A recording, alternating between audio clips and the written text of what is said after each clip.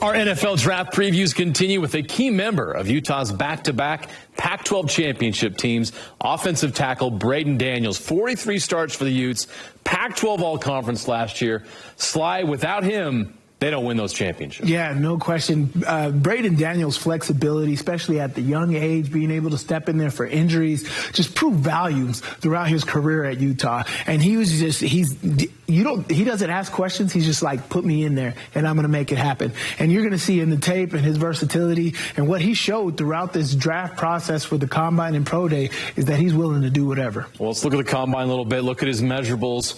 He was awesome at the Combine, really helped himself, and his measurables, they're outstanding. 6'4", 294, that 40-yard dash, sub-5 for an offensive tackle, and look at the vertical and the arm length, too.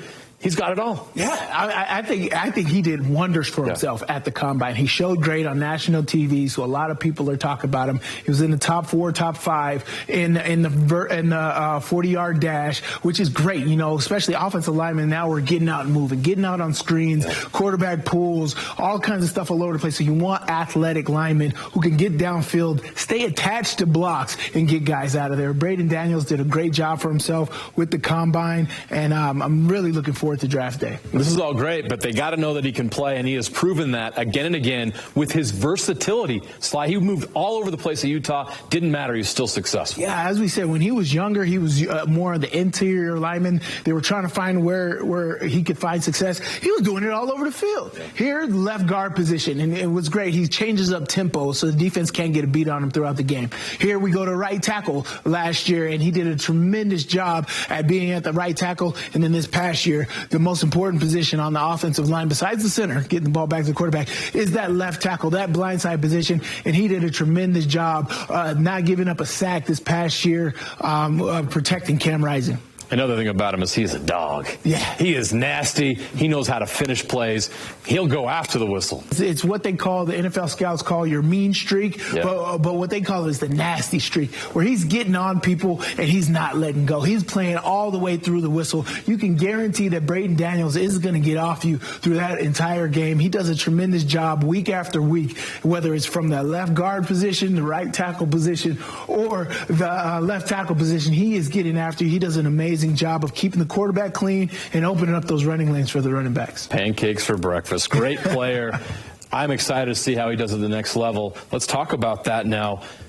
Who do you compare him to? You're looking at somebody in the league that has that same versatility. Who matches what he does? Man, I don't know if there's a specific person, but I see a scheme. And what I saw was the Philadelphia Eagles all over. I saw Jason Kelsey, Lane Johnson all over the tape. Between the versatility of those linemen, the 3 interior linemen for the Philadelphia Eagles were all first-team All-Pros. And that's crazy to have on one team. I see him fitting into a scheme like that, or even a Bill Belichick scheme where you can have versatility and protecting that quarterback. But, you know, for Braeden Daniels, I think he's going to have a tremendous career wherever he goes because he's able to move all across the line of scrimmage. Is he a guard? Is he a right tackle or a left tackle in the NFL? For me, I see him having a lot of success at that guard position simply because of what they do with them. You know, the left tackle, you got to stay on that left side. But since Braeden can move on right side or left side, I see him at that guard position to where he can pull out and where they fake the waggle and he's pass protecting that way,